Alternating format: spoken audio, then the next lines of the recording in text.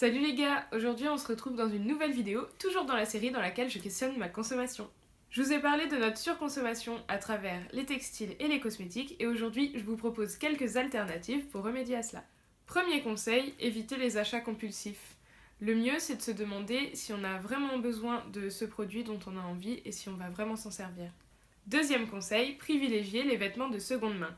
On peut se rendre en friperie et il existe même des applications de vente de vêtements de seconde main. On peut aussi se rendre à Emmaüs ou organiser des vide dressing entre copines pendant lequel on emmène tous les vêtements dont on ne veut plus et on s'échange nos vêtements.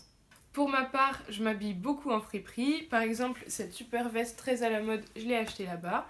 J'ai aussi acheté des jeans de super marque. Donc déjà utilisé mais en très bon état. Celui-là par exemple je l'ai pris à ma grand-mère et ces deux autres je les ai achetés en friperie et ça m'a coûté moins de 10 €. Ils sont en super état et très à la mode.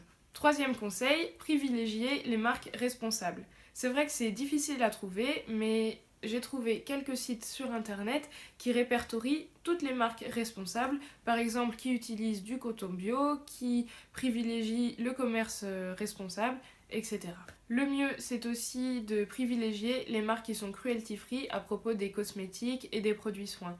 Vous pouvez en trouver facilement sur internet. Quatrième conseil, privilégiez le DIY. C'est vrai que fabriquer ses vêtements soi-même c'est un peu compliqué, mais c'est tout à fait possible pour les cosmétiques. On peut fabriquer son déodorant, on peut fabriquer son dentifrice et on peut trouver énormément de tutos sur internet. Au moins, on sait ce qu'il y a dedans et on évite tous les perturbateurs endocriniens et les silicones. Cinquième conseil, privilégiez les alternatives naturelles.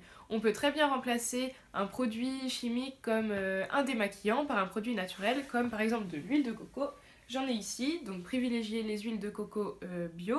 On peut aussi remplacer notre lotion purifiante par de l'eau florale, ici par exemple de l'eau de bleuet. Sixième conseil, limitez les déchets.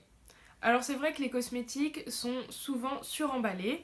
On peut privilégier par exemple des shampoings secs, donc sous forme de pain de savon, qui sont rarement emballés dans du plastique, souvent dans des boîtes en carton. On peut également limiter notre consommation de coton en utilisant des cotons textiles réutilisables. On les met à la machine et on les utilise à nouveau. Avec ces quelques conseils, on peut limiter notre consommation et surtout consommer autrement. Le mieux, c'est d'en parler autour de soi et que tout le monde s'y mette. Ce questionnement ne concerne pas seulement la beauté, mais on peut aussi l'appliquer à l'alimentation. Merci d'avoir regardé ces vidéos, j'espère qu'elles vous ont plu et surtout qu'elles vous ont fait réfléchir. J'espère également qu'elles vous ont permis de questionner ce qui était normal pour vous en termes de consommation. On se retrouve vite dans une prochaine vidéo. Bye!